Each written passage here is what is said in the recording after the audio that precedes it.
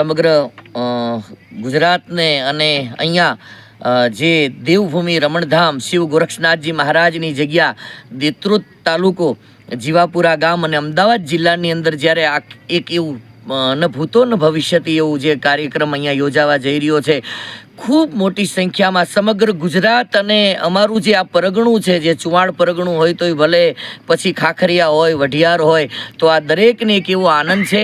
અને ખાસ કરીને હું યોગી બાલકનાથજી અહીંયા જે લોકો આ જગ્યા સાથે અને આપણા આ સનાતની પરંપરા સાથે જે લોકો જોડાયા છે, જય હો સનાતન સાથેનો એક નારો કરી અને અહીંયા એક ભગવાન શિવ ગોરક્ષનાથજી મહારાજનું જે મંદિર ભવ્ય નિર્માણ બનવા જઈ રહ્યું છે, જ્યાં એના શિલાન્યાસની વિધિ દરમિયાન એક શિલાન્યાસ પ્રસંગે જ્યાં આપણા આદિ જગતગુરુ શંકરાચાર્યજી મહારાજ, સદાનંદજી સરસ્વતીજી મહારાજ જ્યારે પધારે છે, યોગી ઉત્તર પ્રદેશ ગોરક્ષ પીઠાધીશ્વર અને આપણા લોક લાડીલા મુખ્યમંત્રી ઉત્તર પ્રદેશના એવા યોગી આદિત્યનાથ બાપુ જ્યારે અહીંયા પધારે છે, ત્યારે સમગ્ર વિસ્તારને, સમગ્ર ગુજરાતમાં એવો માહોલ છે કે બાપુ જલ્દીથી આવે અને અહીંયા ગોરક્ષનાથજી મંદિરનું શિલાન્યાસ ગોરક્ષ પીઠ દ્વારા થાય એવી અહીંયા સમગ્ર માહોલ છે. અને આખરી ઉપમાં અહીંયા ખૂબ સારી એવી વ્યવસ્થા કરવામાં આવી છે. દૂરથી આવવાવાળાને લોકોને રહેવાની, જમવાની ખૂબ મોટી સંખ્યામાં અહીંયા લોકો ભોજન પ્રસાદ અને દર્શનનો લાભ લે.